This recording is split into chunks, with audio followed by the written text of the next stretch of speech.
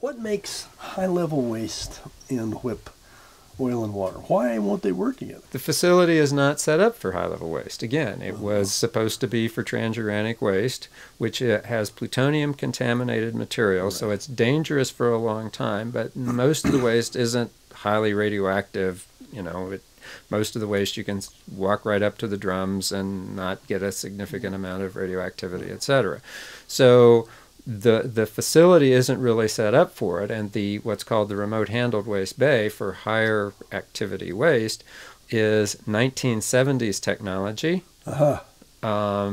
which isn't good for, again, No. highly radioactive waste. No. And so you would have, you know, from our standpoint, it would be extremely dangerous for the workers to be around it, etc. Of course, transportation of more highly radioactive materials creates more of a danger in terms of transportation as well.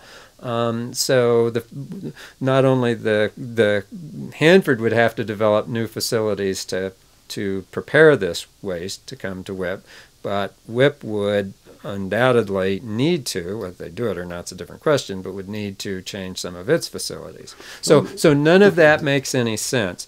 The broader issue of the WIP site, the site itself, is surrounded by oil and gas, operating oil and gas wells. It's underlain by proven oil and gas reserves. It's half a mile down. It's half a mile down, so you say, oh, well, this is perfectly good, except the oil and gas is lower than where the waste is below the waste area. So in the future, if people are drilling in, why, you have two bad things happening. One is the waste can come out. I mean, and two, if it's hotter waste, the hotter waste makes the salt move around more, and the salt doesn't behave as well as what it's supposed to do of slowly creeping in and encapsulating the waste. Right, let me just be clear about this thing. This is half a mile down. It's in a salt bed, right? Right. There's huge, football-sized field. The rooms that they put the waste in, people can think of them as football field, 13 feet high.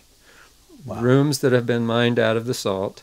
The hotter waste, the remote handled waste, is put into the wall of the rooms so that you get extra salt. It's in better containers, but also you get extra salt shielding. And then after that, you bring the other waste, the contact handled waste, in and stack it in the floor of the rooms. Okay. So that's, that's the idea of how it works. And over time, the salt is supposed to move in and seal up the rooms and the containers, et cetera, et cetera. But with there heat, isn't any high-level waste now. that there's no high-level waste. Okay. And the heat, the physical heat, the higher radioactivity has more thermal heat as well. That causes the salt to move much quicker and much faster. And the other thing it does, why is the salt there? The salt is there because it used to be an ocean. Right. Okay? Right. And while we like to talk about the salt being dry, there are still water molecules in the salt. And again, when you heat up the salt, you start breaking down the crystals. Right. You can get water.